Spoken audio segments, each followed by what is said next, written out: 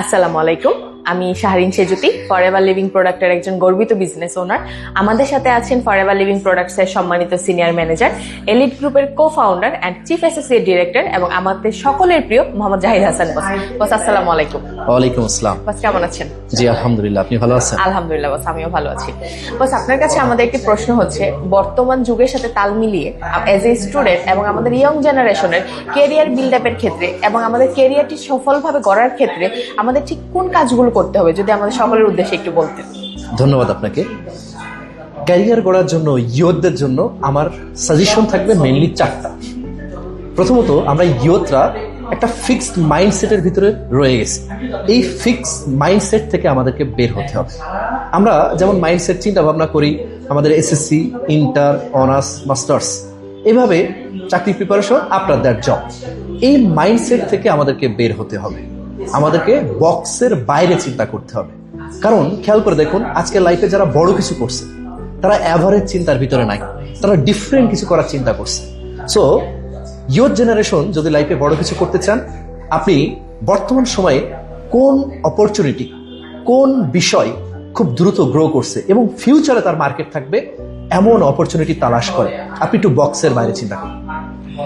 দ্বিতীয় গুরুত্বপূর্ণ পয়েন্ট, আপনাকে আপনার লাইফের কিছু অর্জনের জন্য স্বপ্ন দেখতে হবে। কথায় আছে, স্বপ্নবিহীন মানুষ মৃত ব্যক্তির সমান। ইয়ুথ জেনারেশনের কাউকে যদি বলা হয় যে তুমি লাইফে কি অর্জন করতে চাও, অনেকে ক্লিয়ারলি তার ড্রিমটা সম্পর্কে প্রপারলি বলতে পারে না। সো লাইফে নির্দিষ্ট গোল থাকা উচিত। আমি লাইফে এত টাকা উপার্জন করতে চাই, আমি লাইফে আমার এমন এমন সাকসেস চাই, আমি আমার ফ্যামিলিকে জিনিস দিতে চাই, আমি সমাজের জন্য এতটুকু কন্ট্রিবিউশন করতে চাই। সো আমাদেরকে লাইফে ড্রিম দেখতে হবে, স্বপ্ন দেখতে হবে। জন্যই বলা হয় স্বপ্নবিহীন মানুষ মৃত ব্যক্তির সমান। যে স্বপ্নটা দেখবেন, অবভিয়াসলি সেই স্বপ্নের সাথে একটা ডেডলাইন ফিক্সড করবেন। বলা হয় একটা চিঠি কোথাও পৌঁছাবে না যদি প্রেরক প্রাপকের ঠিকানা না দেয়। আপনি স্বপ্ন দেখলেন, বাট এই স্বপ্নটা কবে অর্জন করতে চান, এখন এটা যদি নির্দিষ্ট কোনো ডেট না দেন, তাহলে সেটা কখনোই অর্জন করা সম্ভব না। সো স্বপ্ন সেটা দেখেন এবং অবশ্যই সেটার একটা ডেডলাইন ফিক্সড করেন। তৃতীয় খুবই গুরুত্বপূর্ণ পয়েন্ট, আপনাকে একটা নেটওয়ার্ক বিল্ড করতে হবে। দেখুন, ইয়ুথ জেনারেশনে অনেক ছেলে মেয়েরা আছে আজকে ঘরবন্দি, সারাক্ষণ ফোনের ভিতরে পড়ে থাকে। আপনাকে ভিন্ন ভিন্ন মানুষের সাথে মিশতে হবে, নতুন নতুন নেটওয়ার্ক বিল্ড করতে হবে। কারণ আপনি লাইফে যদি একটা গণ্ডির মধ্যে থাকেন, একটা ব্যারিয়ারের মধ্যে থাকেন, তাহলে আপনি দুনিয়াটা চিনবেন না। আপনার নেটওয়ার্ক বিল্ড করতে হবে। খেয়াল করে দেখেন, যেই সমাজে যেই ব্যক্তিগুলো বড় কিছু করছে তাদের একটা নেটওয়ার্ক আছে। উদাহরণস্বরূপ আইমান সাদিক, আজকে তার কাছে বিশাল একটা নেটওয়ার্ক আছে। এই নেটওয়ার্ক থাকার কারণে তার কাছে নেটওয়ার্ক, দ্যাটস মিন সম্পদটা খুব দ্রুত চলে আসছে। সো লাইফে যদি আপনি বড় কিছু করতে চান, ইয়ুথ জেনারেশনের ক্ষেত্রে বিশেষ করে, আপনাকে অবভিয়াসলি এটা নেটওয়ার্ক বিল্ড করতে হবে।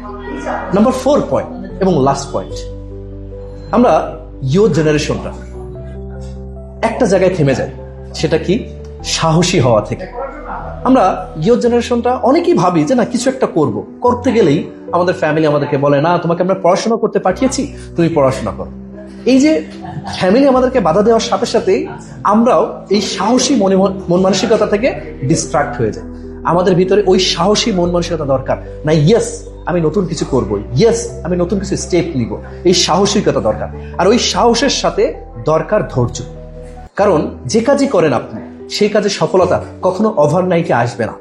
সফলতা তখনই আসবে যখন ওই কাজটা আপনি ধৈর্যশীল থেকে একটা সময় পর্যন্ত আপনি করে যাবেন। সো আপনাকে অবশ্যই ধৈর্যশীল হতে হবে। এই 4টা পয়েন্ট যদি ইয়ুথরা মেনে কাজ করতে পারে, আমি আশা করি প্রত্যেকটা ইয়ুথ তার জীবনে সফলতা নিয়ে আসতে পারবে ইনশাআল্লাহ। ধন্যবাদ। ধন্যবাদ বসকে তার গুরুত্বপূর্ণ পরামর্শের জন্য। কথা হবে অন্য একটি টপিকে।